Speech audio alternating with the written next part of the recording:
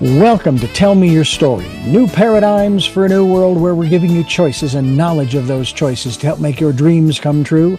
We are here 9 times a week, Sundays at 7 a.m. and 7 p.m., Monday mornings at 1 a.m., Wednesdays at 9 a.m., and Monday through Friday from 8 to 9 a.m., streaming live at all those times at richarddugan.com.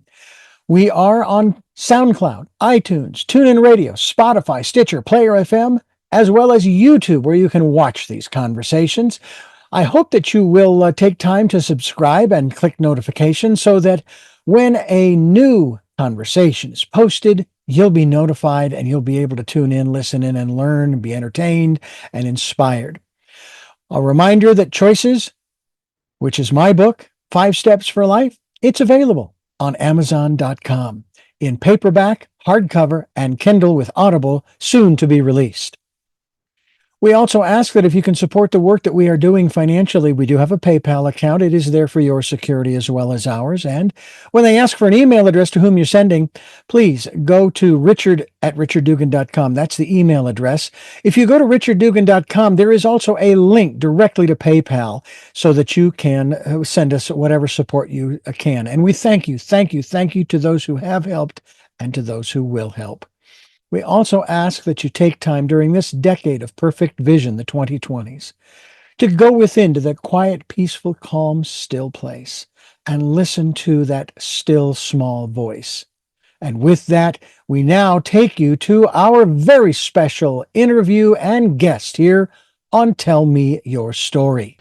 And welcome to Tell Me Your Story, New Paradigms for a New World. I'm Richard Dugan, your host. It's always a pleasure to come your way with interesting and I think sometimes provocative programs, especially with our next guest here on the program.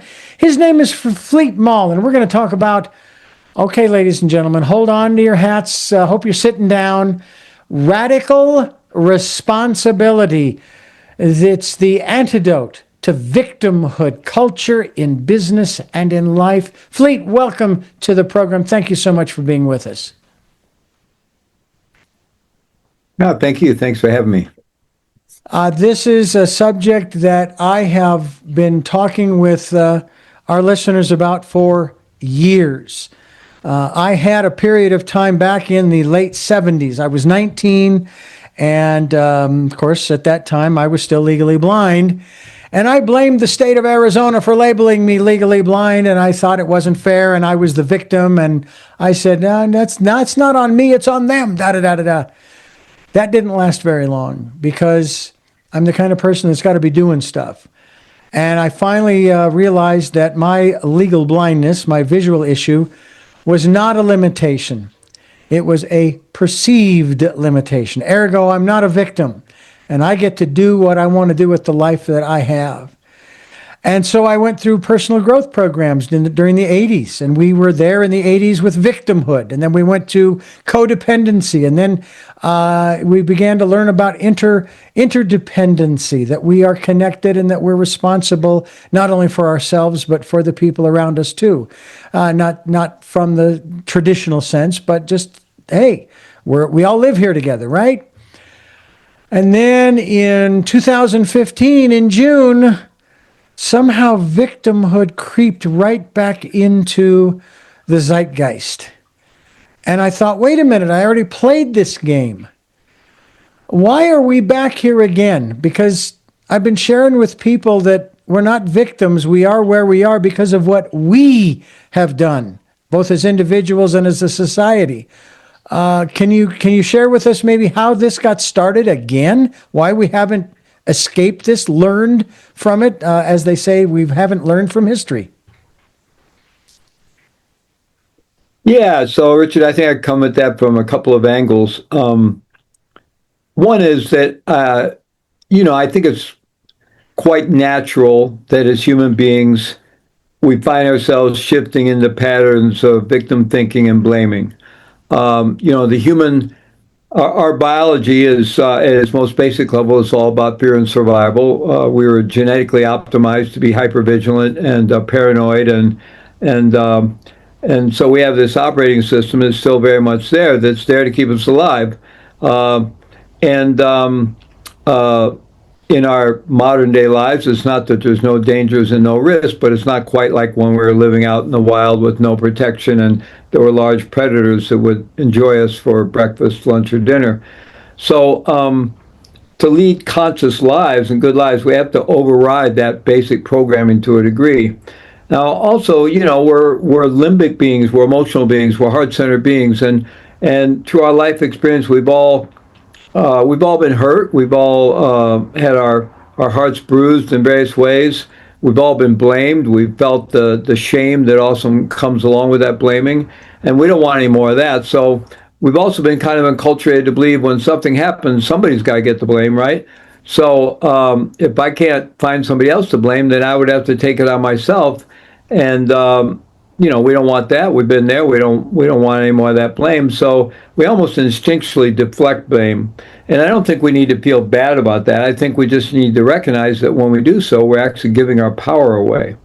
That's the bottom line. When we do, no matter how logical an argument we can create that others had some role to play in a circumstance we're facing, to the extent that we attribute causation and responsibility to them, we're giving that much of our power away because we can't control other people. We can't control the external circumstances.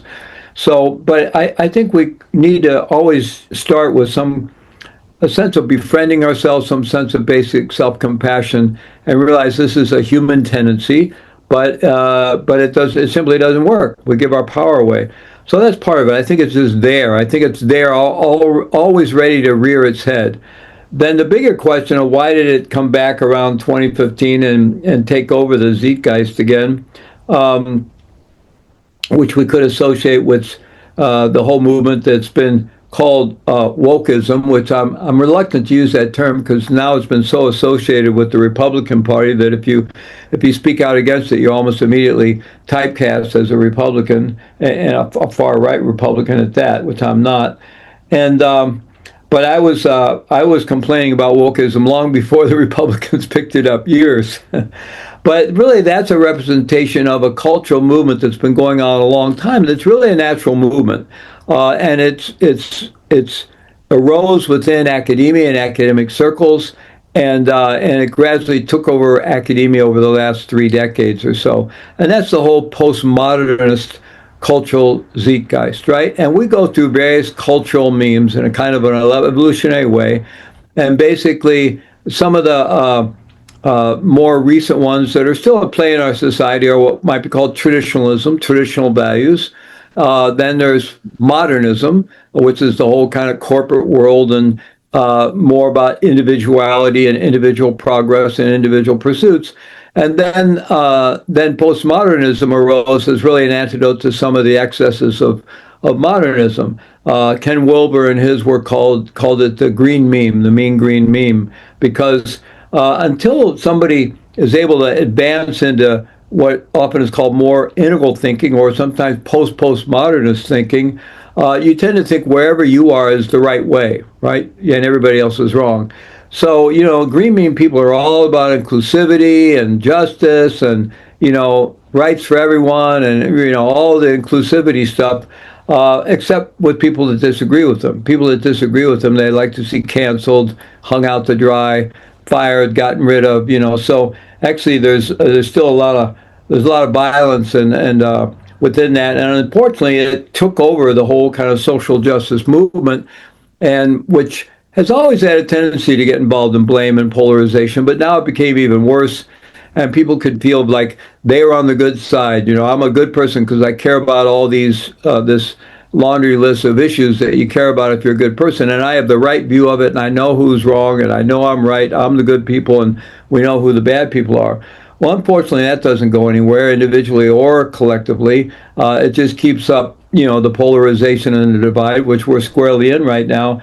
And one way to look at our current cultural divide is we've had this battle between postmodernists and traditionalists, and you could call that the current divide between the parties in the United States. What's the very progressive wing that came to dominate the Democrats, the very right wing that came to dominate the Republicans, and they represent those two extremes, and they're fighting out on the landscape of modernism, right?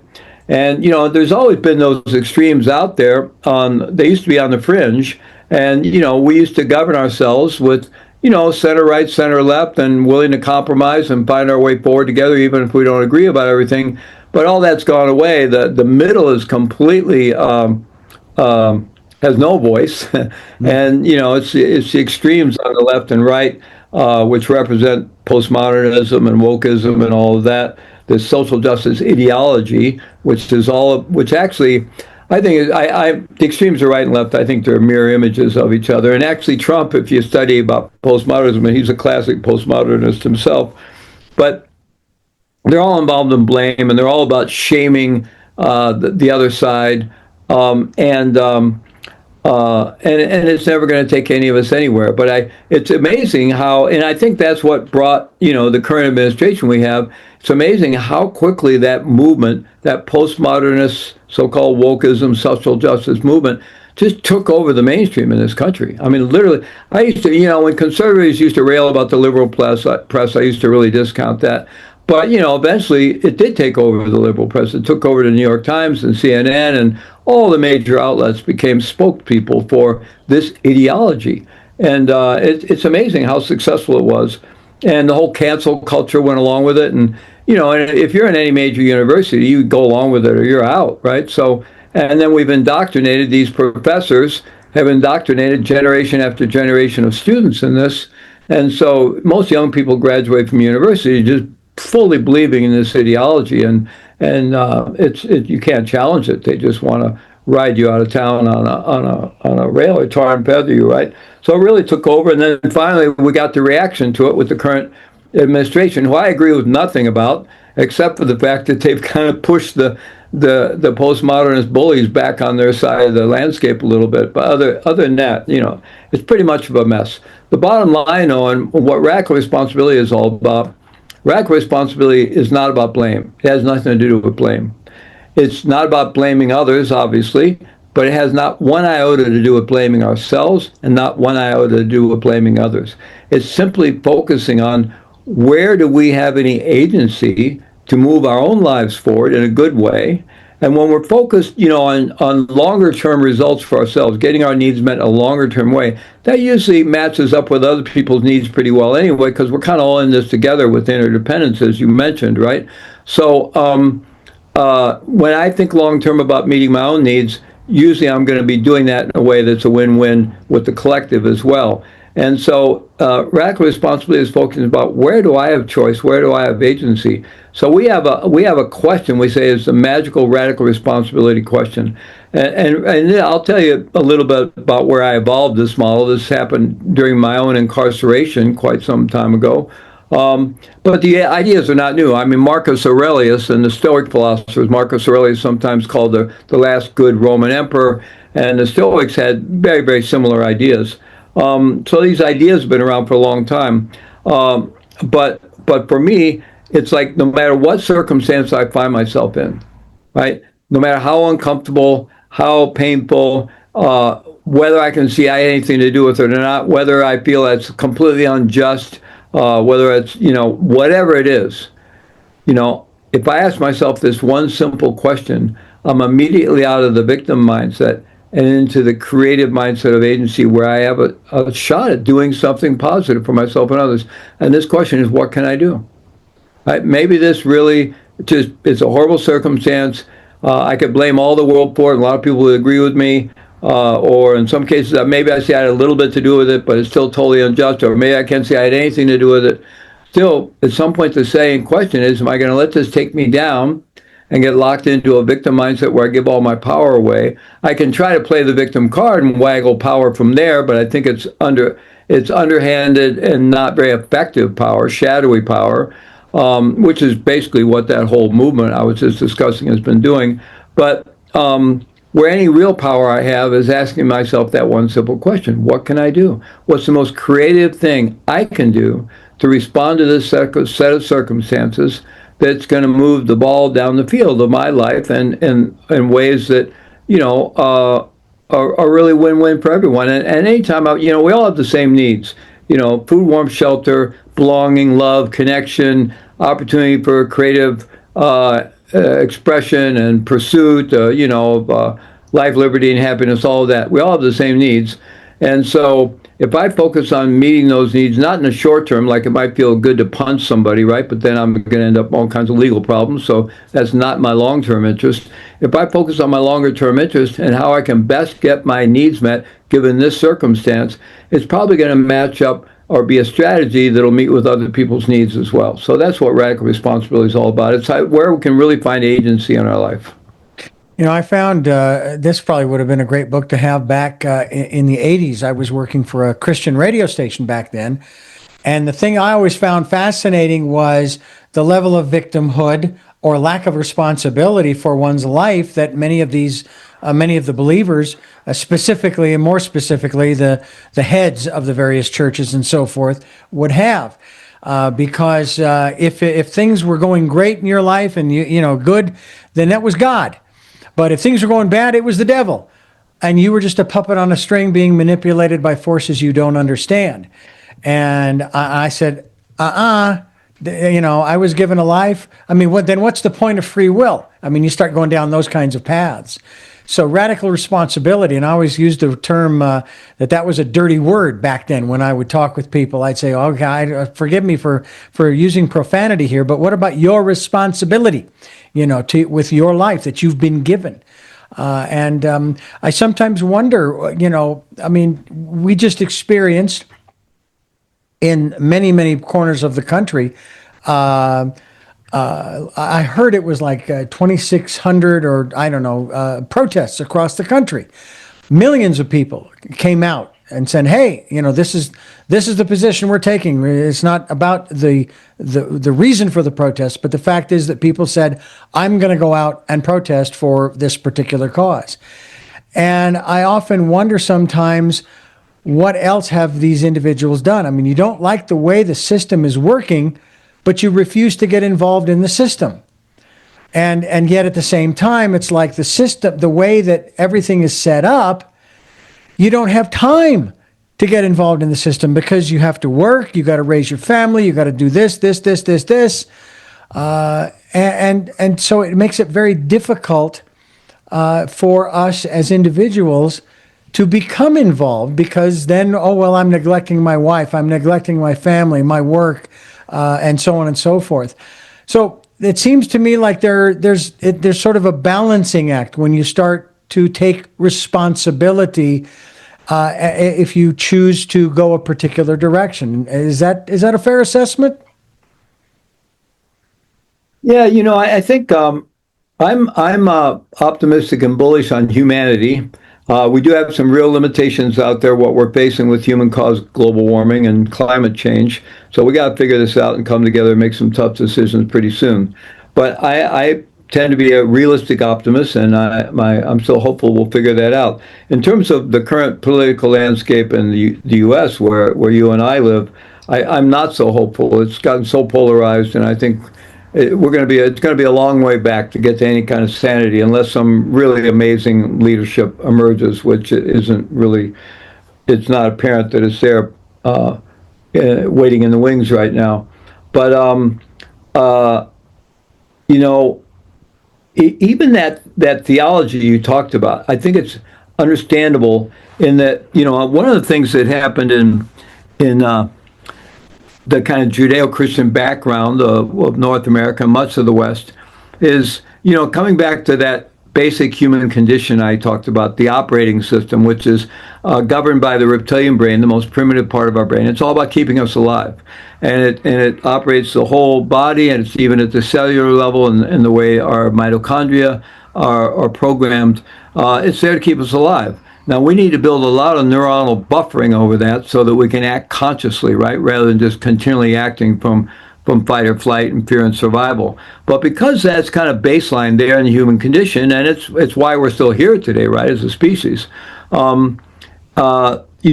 we have these wonderful spiritual traditions that arise, these revelations, these various all major world religions and so forth, and many of them end up getting co-opted and go from an original theology of love and connection to a fear-based theology, right? And I think that's very much happened within many sects of Christianity and a misinterpretation of the idea of original sin, and then even going further into some forms of Protestant tradition like Calvinism to the total depravity theology or the flawed nature of humanity.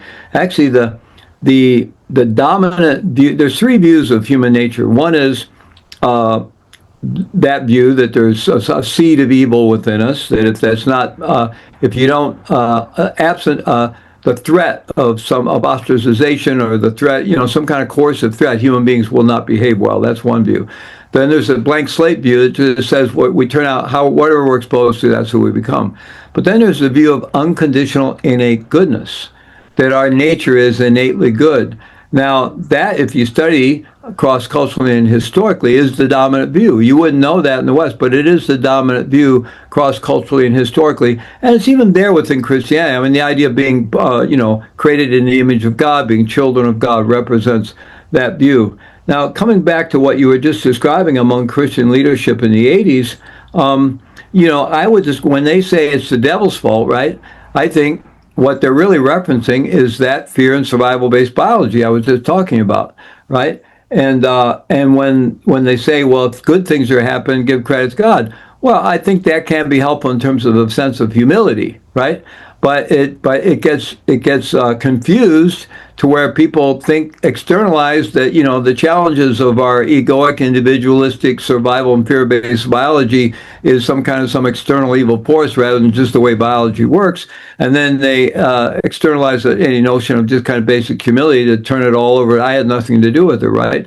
So I think all these extremes that we get into in terms of theology and culture and the current postmodernist wave unfortunately, they're kind of understandable cultural waves and memes that we flow through and have to go through. The great hope is that what we're seeing now is a tipping point that'll tip us over into the next, what many integral thinkers, integral psychologists point to, like Wilber and Keegan, many others, is a postmodernist culture where people have integral thinking. They see the best in everything. They see that traditionalism has a lot to offer. They see that modernism has a lot to offer. They see the good things within postmodernism, right? They see even back into more tribal things. You can see the value in what are called all the memes, the mimetic waves that we go through culturally and individually. They see the best in everything, and we can bring forward the best of everything instead of getting in this polarized who's right, who's wrong thing. So there's been a lot of thought and discussion that we're in an era where these extremes that we're going through are kind of moving us toward a tipping point where we'll be able to step into a new era of postmodernist thinking and integral thinking. And sometimes we hear about the cultural creatives that are said in this country to make up about 35% of the population. You wouldn't think so right now. You'd think 75% of the population was hardcore right-wing conservatives, but they're not. But at any rate, I'm hopeful. I don't know how long that's going to take, and I don't know, whether our country can politically survive another, 5, 10, 15, 20, 30 years of this polarization before a true integral leader emerges who can voice a much more wisdom-based view of life and have people really have that appeal to people. Mm-hmm. But I am hopeful that it'll happen. But in the meantime, I think for each of us individually, regardless of what's going on externally, the only place we have any real agency is how am I responding? Am I allowing myself to just react? I mean, we all live moment to moment, day to day, in this interface between our childhood conditioning, whatever that was, and we're highly programmed. The brain is the most complex system in the known universe, and anything you say about it is simplistic. But getting very simplistic, some neuroscientists talk about the bottom-up brain and the top-down brain. Top-down brain is the conscious part of our brain. Bottom-up brain is this highly programmed supercomputer, which can do billions of operations every second. So maybe trillions. And so we're highly programmed. And we got most of that programming by the time we were 7, right? Mm-hmm. We had no choice about it. So we that, whatever we got from our family and our culture. And for most of us, it's a mixed bag. There's some really good values in there, good things in there, and then there's some kind of gnarly stuff that our forebears couldn't quite work out yet, and they hand it to us and say, good luck, right? So I actually think that's our destiny as human beings, is to take what we got improve on it, and pass on something better to the people we influence, to our children and other people we influence in life, right? I think that's really what we're about, right? We're part of this overall process of evolution towards greater wisdom and awakening and enlightenment, and however people want to see it. So, I think each of us got what we got. So we live in this interface between our childhood conditioning and then the world around us, right? Now, if our childhood conditioning was purely benevolent, and the world around, if we lived in a bubble of benevolence, maybe we could just be in there kind of mindlessly and it would work out all right. But for most of us, our childhood conditioning was not completely benevolent, and the world around us certainly isn't. So we're in there just kind of getting shoved around, and that's what our life is like. And we think we're free thinking, autonomous adults making free thinking, autonomous assaults every day, but we're just living in pure habitual reactivity. Stimulus A1 comes up, we respond with response or reaction B2 every time. So the key is, at what point do we decide, I don't want to live that way anymore? I'm going to take responsibility for how I'm perceiving my circumstances and what I'm doing with them. And where that really begins is taking responsibility for my own physiology, regulating my own autonomic nervous system, right? We have these two branches. One takes us into alertness, stress, fight or flight, into reacting out, aggression, all that, or, going into freezes and addictive compulsive behaviors. And the other is the parasympathetic rest and digest, rest and relax. And they're both operating all the time. And that system is being managed by everybody but us, the world around us, until we decide to take ownership for it. And there's very simple tools we can learn to self-regulate. I can teach one here in just a minute or two, using the breath to self-regulate. And then when I'm feeling myself getting activated by things, instead of allowing myself to get overactivated and then coming up with a rationale and blaming that on someone, I can go, oh, I'm getting activated here. I'm getting stressed out. I need to bring myself back down. I'm going to do a little straw breathing, a little box breathing, bring myself back into a more balanced physiological state, regain access to the smart part of my brain, because to the extent that we get triggered, the reptilian brain is taking over, moving us into fight or flight. So I'm going to get well regulated again. I'm going to regain access to the smart part of my brain, and I'm going to assess what's really going on here. I'm going to check out, what am I really perceiving? Are my perceptions accurate? What assumptions am I making about the meaning of that? What it means for me? So what's really going on? Take a clear look, and then, okay, all right, this is the best assessment I can come up with. Okay, now what am I going to do with that? How can I respond to that consciously? What's the most creative way I can respond to that to get my own needs met in a longer term view, which again, as I said before, is probably going to work out for everybody else too. So that's really where the rubber meets the road. I think becoming a conscious adult human being means we learn to self-regulate our own physiology to begin with, our own nervous system. If I can regulate my own autonomic nervous system, which has these two branches, the upregulating and the downregulating branches, if I can regulate that, then I can regulate my emotions. Not suppress my emotions, but I can experience them in a balanced way. I can regulate them. If I can regulate my emotions, I can regulate my behaviors. If I can regulate my behaviors, I'm in the driver's seat of my own life. And most of us, even if we think we're driving the car, we're really not. Everybody but us is driving the car most of the time. That and our childhood programming. That's the bad news. Good news is we can do something about it. Well, that's the plus, is that we can do something about it, and you've got some techniques. I'm going to have you talk about those as we continue talking with Fleet Maull and radical responsibility here on Tell Me Your Story. I'm Reverend Dr. D. Richard Dugan, and we are talking with Fleet Maull, and it's radical responsibility, and he's got some ways in which we can turn it around, even if it's just on an individual basis. But of course, that's where it has to start. You can't start with a crowd. You've got to start one-on-one, one at a time, and then you start spreading the word, as it were. And I guess one of the aspects of programming that we've got, Fleet, is the fact that many of us, I don't know whether I'd necessarily say the majority, but there are many who basically exhibit a knee-jerk reaction to whatever it is that's going on out there, i.e., you see an event, let's just say you see an event on social media or on television. And depending upon your particular perspective, you automatically pass judgment. I mean, we're talking within seconds of this event happening. And then as time goes on, more information starts to come out, and you begin to understand that, oh, well, I guess my initial reaction wasn't correct because there's this piece of information that says this and this and this and this. Unfortunately, we also have in our day and age too this concept of fake news, or oh no, that's not true, that didn't happen, and so forth. And so and again, I don't wish to be at all disrespectful to anybody who has experienced or has lost someone through this process. I was in Phoenix, Arizona on September 11th, 2001.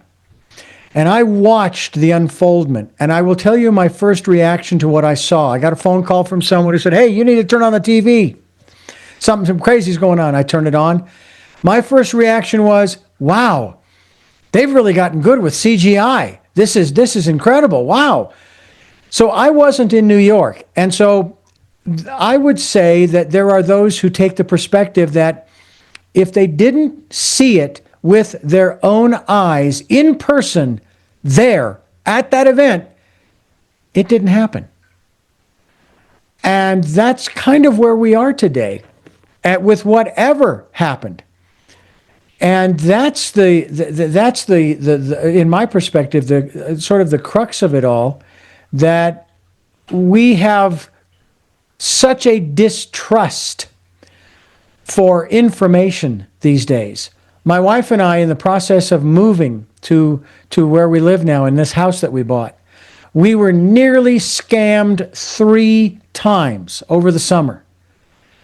And I'm to the point now where unless I make the call or I can go to a brick and mortar to do business, I'm concerned that I'll be taken advantage of.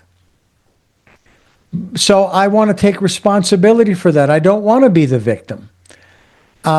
So I guess to that end, I'm wondering, what are your suggestions in that regard? What are some of the steps that one might take, 1, 2, or 3, to begin the process of taking that radical responsibility for our lives and our circumstances and situations, and at the same time being able to trust the outside world, however you want to define that?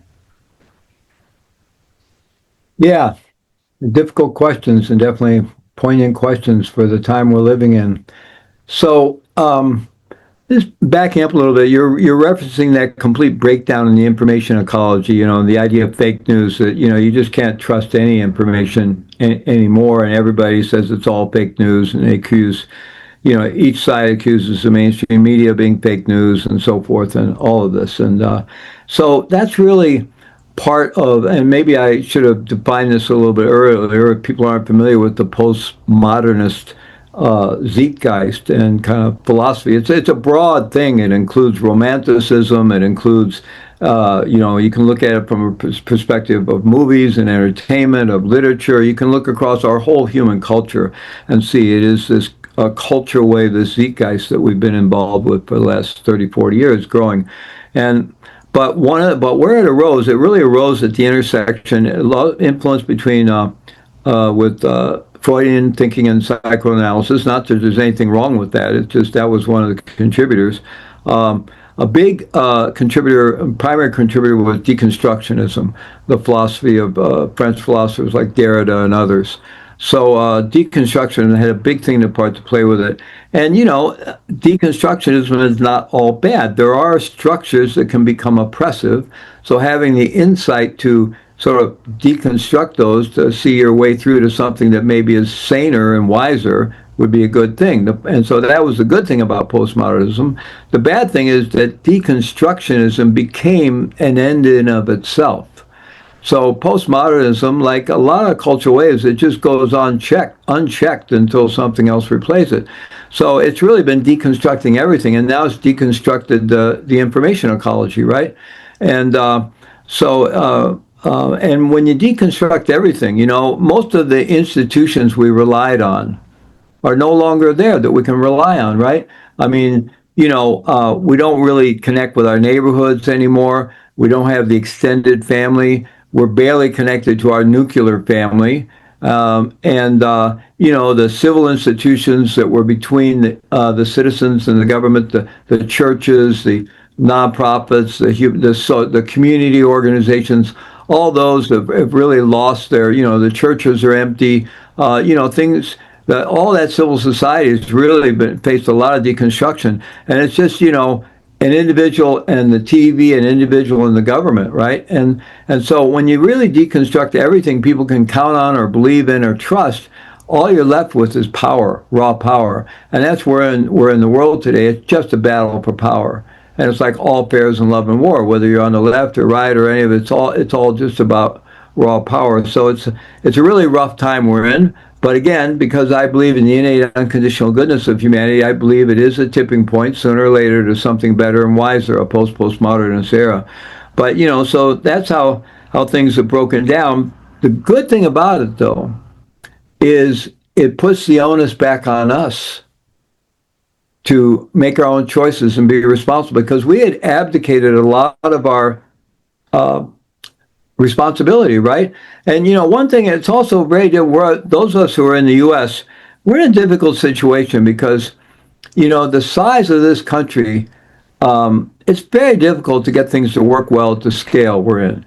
You go to some smaller countries, people often point to some of the Scandinavian countries that, they had some things pretty together in lots of ways. Now they're struggling with immigration and a lot of things. But for a while, they seem like, well, that's a much smaller scale, right? And a lot more cultural buy-in, national identity. We're this big, diverse country, and it's a very hard country to manage with any sanity at scale, right?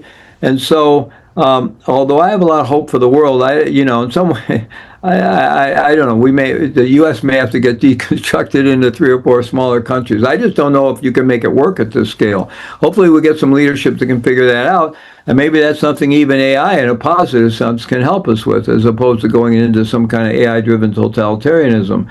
But so, to back to your question, it's really on each of us to figure out how to get our needs met, how to keep ourselves safe, how to interact with the world without getting scammed. I mean, coming back to buyer beware is a good thing, because we'd moved so far in the direction of protecting. We had all this kind of protectionist, well-intended, well-meaning legislation that was there to protect consumers, right? And good thing, because, unchecked capitalism can be pretty damn greedy and exploitative and pretty amoral, right? So we needed things, and we still need things there to protect the consumer. But everything has its shadow, right? So that was good. But the shadow side of it is it made consumers naive and stupid, thinking, that the world's just supposed to take care of me. I lived I won't mention the town, but I lived in a college town, a different part of the country, for quite a long time. And it had gotten to the point, this is like a decade or 15 years ago, I was still there, that young people would just, bicycle and skateboard all over the place because the city was so protective. Like if you run over a bicycle or a skateboard, you're gone, your life's over, right? And so they've gotten so protective, they don't look before they cross the street. They go anywhere they want to go, in the street, off the street, on the sidewalks, around. They couldn't care less. They just assume the world's going to protect them, right? Mm-hmm. They just assume. So we went too far in that direction. So I think there's a corrective here that each of us has to, it can be difficult with information. There's some organizations out there that are trying to figure out how at scale to create a more trustworthy information signal of what's going on, right? How to develop layers and layers of grassroots involvement in sifting through all the information out there to come up with something that's more trustworthy, and trying to find a way to support that in an unbiased way, a non-greed, monetary-driven way, so that it could remain trustworthy. Well, that's a laudable project and a big project. But in the meantime, each one of us, even though it's very daunting, has to figure out what we can trust and what we can't. And we have to do our own due diligence. Yeah. I'm gonna be on I'm going to do a webinar in a couple weeks for a big organization out of Australia, and the title of it is Become Your Own Chief Medical Officer. In other words, take responsibility for your own health, for discerning among all the information out there what really is true about how to stay healthy, and not just depending, because we learned to trust authorities, right? We had been enculturated to trust your doctor, trust the rabbi, trust the the priest, trust the 6 o'clock news with Huntley and Brinkley, trust these institutions. And it's not that they were totally untrustworthy. There were times where they weren't scammed, but it was better than where we are now. But anyway, that's meaningless because it's all been deconstructed. All that's gone. Yeah. So it really is in each one of us now to figure it out for ourselves and find other people we can align with in our families, our friends, and communities who are also kind of have that mindset of we're going to figure this out for ourselves, and we're going to figure out how to lead a good life in the midst of all this confusion and craziness. But the onus really is back on us as the consumer, as the individual agent, and in some ways, I think that's a good thing. I think so too. Fleet Maull is my guest. Radical Responsibility is the book, and you can go to the website that he has available for you to find out more. That happens to be heartmind.co. That's heartmind.co. As we continue here on Tell Me Your Story, one of the things I wanted to ask you about too, you have a PhD behind your name. What is that all about, doctor? Well, I've always been into education. I had a good rationalist, humanist, scientific information growing up. I went to a Jesuit high school. They were very good educators. I didn't, the theology at that time, pre-Vatican II didn't resonate with me too much, but they were very good educators. In fact, they would rather that people graduate from that high school a mature thinking agnostic than someone still holding on to a more kind of childhood level catechismal understanding of life, right? So they were good educators. Then I went to college. I was in college during, the counterculture era. So, that was kind of wasted time from an academic viewpoint. But I later wanted to continue and circled back and did a very intensive 3-year clinical training in psychology and psychotherapy, and got my master's degree. And then during my time of incarceration, I wanted to continue my education, and my interest was strongly in psychology, so I continued with that. And actually, I did the coursework while I was in, but it took 20 years, almost 20 years after I got out before I got circled back and finished my dissertation. And I did my dissertation on a big part of my work today, which is bringing these kind of self-regulation skills, this context of radical responsibility, and the benefits of that to people that work in our public safety systems and correctional systems. I've been working with prisoners for a long time, but now for the last 15 years, we've been working with correctional officers, probation and parole officers, community police, border patrol, all kinds of folks, and helping them learn to self-regulate because they experience a lot of chronic stress and trauma, and as a result, they have horrible health outcomes.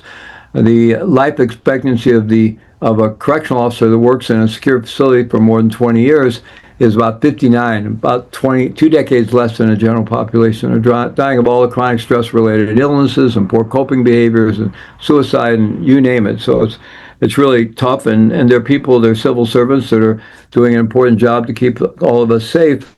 And so I've been doing a lot of that, and so really my drive. I mean, I don't teach it. I did teach at university for a while, but that was actually before I had my PhD.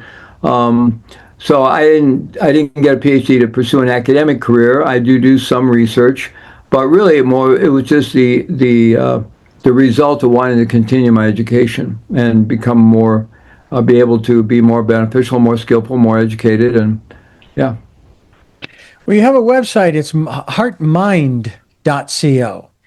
I'm curious about how you put that together and what that's all about, because you've got so many different links on your website to so many wonderful things that people can read about and find out about to help themselves, to break the programming, to become responsible, radically responsible, and make a difference, first of all, in their own lives, because if we can't make a difference in our own lives, we're not going to help anybody else. Yeah, absolutely. So, we have somewhere between 1,500 and 2,000 hours of transformational teaching from the world's leading neuroscientists and doctors and clinicians, psychologists, meditation teachers, all kinds of people, business leaders, incredible stuff. And it's really all about how to optimize our lives, how to embrace radical responsibility, how to learn to manage this most complex system in the known universe, the human nervous system and brain, how to co-regulate with others and communicate in the most effective ways, so we can thrive in life and we can optimize our own lives and do that from the perspective of radical responsibility, and also do it with a foundation of self-compassion. It's not about beating ourselves up. It's really self-compassion has to come first, and then we can move into optimal self-regulation. And the good news about our human nervous system and brain is the phenomenon known as neuroplasticity, which means we can change our brain. We can completely reshape our neural landscape. And we can keep doing that all the way through to the very end of our lives. Even if we're fortunate enough to still be healthy at 100 years old, our brain could still be growing and evolving. We didn't think that about 2 or 3 decades ago. We thought by the time you're an adult, the brain you got is brain you got. If anything, it's going to diminish in its capacity over a lifetime. But now we know that's not true. But still, it's up to us. If we don't take ownership for being the stewards of our own neural architecture and the captains of our own ship, then it will diminish over its lifespan because of all the environmental factors and pollutants and all the rest of it. So we have a lot of possibilities, and at HeartMind we put on big. We've reached over 2 million people with our summits now. We do summits that are at the intersection of it's all science-based, neuroscience, neuroplasticity, positive neuroplasticity, optimal modern psychologies, and then the ancient traditions, the shamanic traditions, the contemplative traditions, the inner science of yoga from the East and meditation. We integrate all that into evidence-based offerings that can really help people. So that's what they're about, and encourage people to go there and check our offerings. But it's really about there's so much anxiety in our world today. People are suffering so much. Almost everybody's got some level of trauma from their upbringing. There's so much uncertainty in life now. Most of us were not raised to figure it out for itself. Mm-hmm. Most of us were raised to go trust, be part of this community, this culture, be the right, be the left, be a Christian, be a Jew, be a Buddhist, be a this or be a that, and you'll be all right, right? And that's just not possible anymore.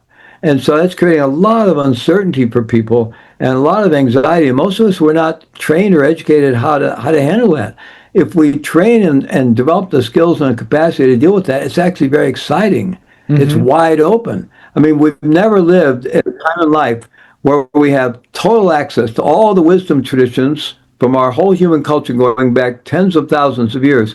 Some teachings you had to climb over 3 mountain passes and probably die trying to get to, right? It's all there right now. Plus, all the developments in current neuroscience and quantum theory and positive psychology. And, there's never been a time like this. And now with AI can accelerate our access to it and our ability to process it and work with it. So it's a very interesting time to be alive, and we can really thrive, but we have to make a fundamental shift. If we want to be a passive consumer, we're setting ourselves up for, basically leading a life driven by a victim mindset. And, even being happy when things are working out and unhappy when they're not. And probably the baseline is going to be a lot of anxiety and fear and unhappiness. Or we can say, okay, this is the world we're in now.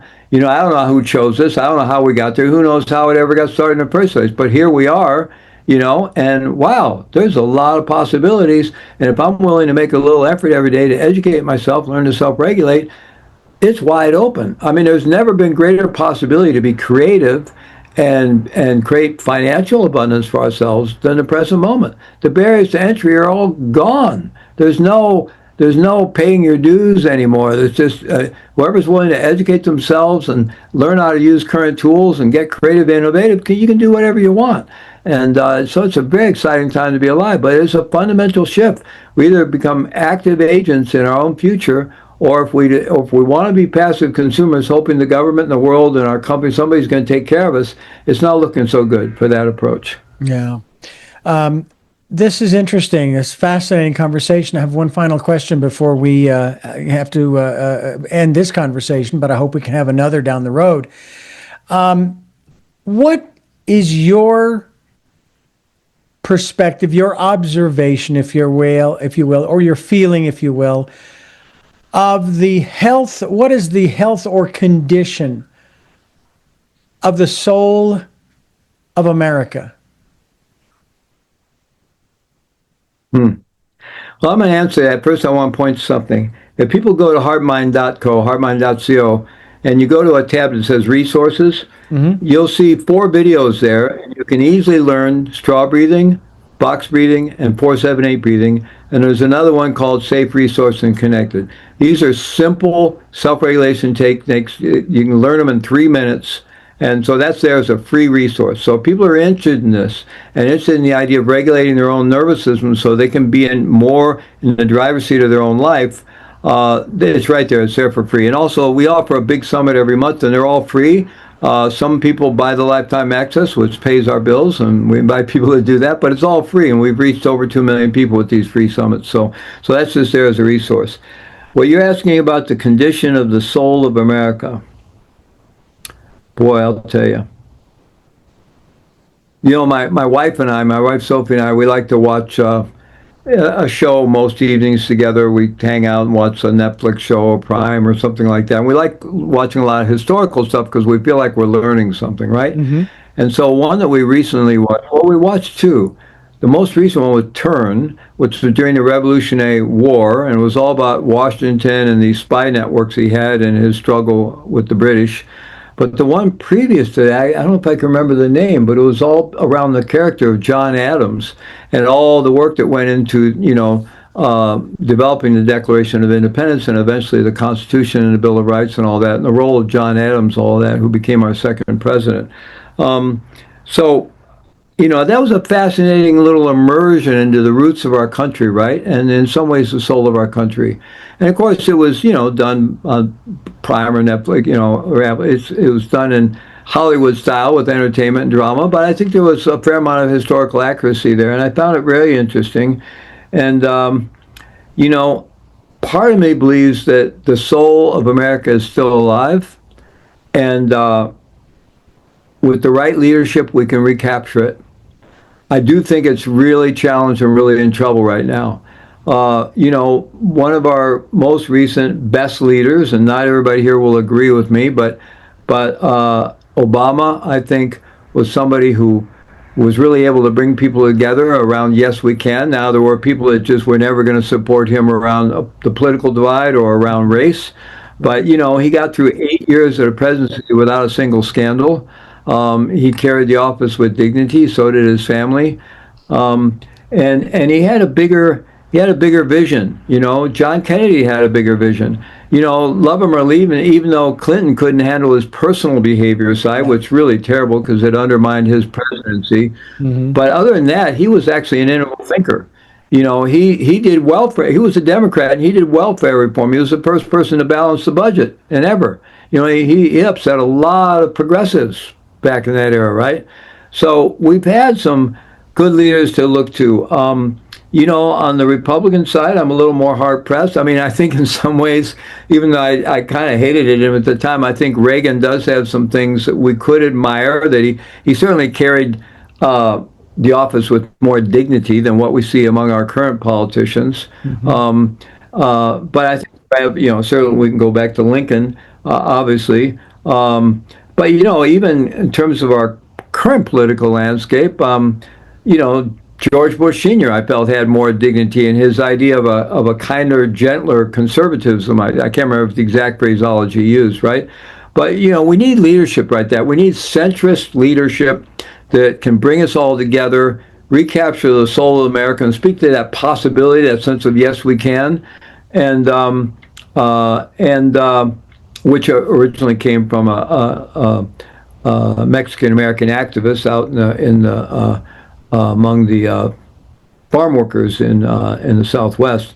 Excuse me, I don't remember her name at the moment. I feel bad about that. But anyway, Obama used that and gave her credit for the expression.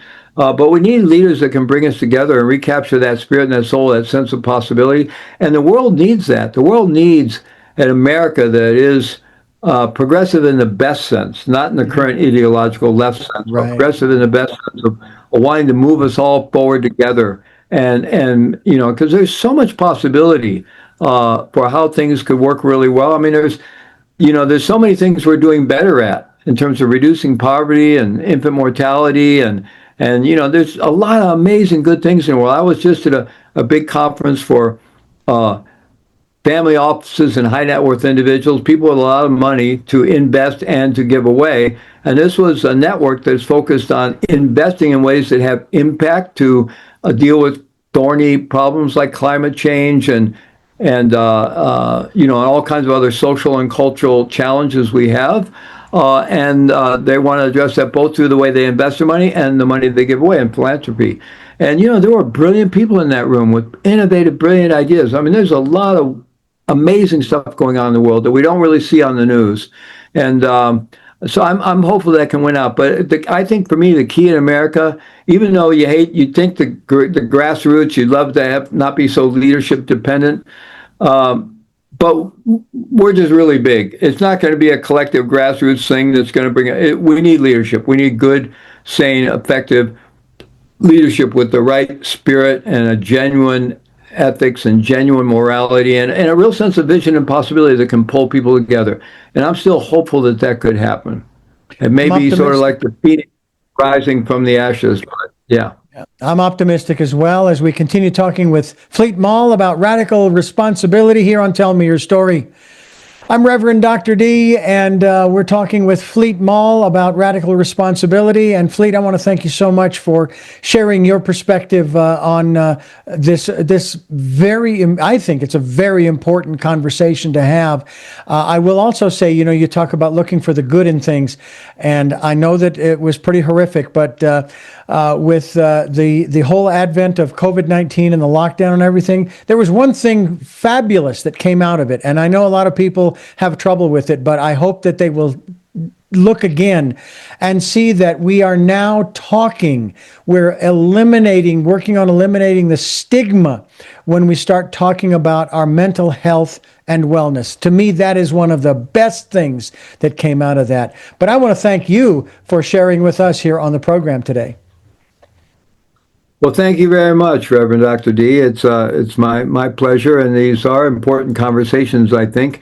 And I don't really, even though I may speak out, against or point out what I think are the fallacies and the problems within the current left-right divide and wokeism and radical right, all this kind. I don't really blame anybody for all that stuff. It's just a human condition, riot. But we got to take collective responsibility and start nudging it back in a better direction, because it has not been going in a good direction. Doesn't have to be that way. I know it's all well-meaning people. Every not human being on the planet doesn't have a heart and doesn't want to be happy and doesn't have their share of suffering. So we just have to rediscover our heart and our humanity and find our way forward together. I hope we do indeed, and I think we will. I have 3 final questions that I want to ask you that I ask all of my guests, but before I do, I want to thank you for listening to and watching. Tell Me Your Story, New Paradigms for a New World, where we're giving you choices and knowledge of those choices to help make your dreams come true. Sundays at 7 a.m. and 7 p.m., Monday mornings at 1 a.m., Wednesdays at 9 a.m., and Monday through Friday from 8 to 9 a.m., streaming live at all those times at richarddugan.com. We are on SoundCloud, iTunes, TuneIn Radio, Spotify, Stitcher, Player FM, Blueberry, iHeartRadio, Amazon Music, and we're on YouTube where you can watch these conversations. Please subscribe and click notification. Get a copy of my book, Choices, 5 Steps for Life, at Amazon. It is available in hardcover, paperback, and Kindle. And we also hope that you could leave us a tip, help us out financially. We have a PayPal account. That is our tip jar. And we have links at richarddugan.com to both Amazon and PayPal. And we also ask you to take time during the decade of perfect vision, to spend some time going within to that quiet, peaceful, calm, still place and listening to that still, small voice. With all that being said, we move to our final 3 questions for our very special guest. The first of those is, who is Fleet Maull? I think in my heart of hearts, I think I'm a meditation teacher. I've been a passionate student of the art and technology of meditation, connecting with that still voice within, as you said. I've been a passionate student and practitioner of that for over 50 years now. And in my heart, and I think when I'm teaching meditation, leading retreats, that's kind of where I'm really at my best. Next, I think I really am a mindset coach, which is this whole radical responsibility thing. But mostly I think I'm just a human being like all the rest of us, trying to figure it out, who's hopeful in hopefully a not so naive way about the future.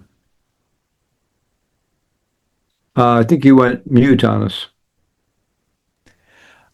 Second question is, what was your best day?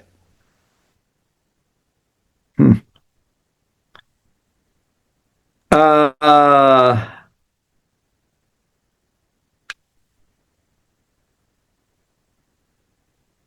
Yeah, that's a little. I think I would currently say my best day was the day I met my wife, Sophie. We've been together about 10 years.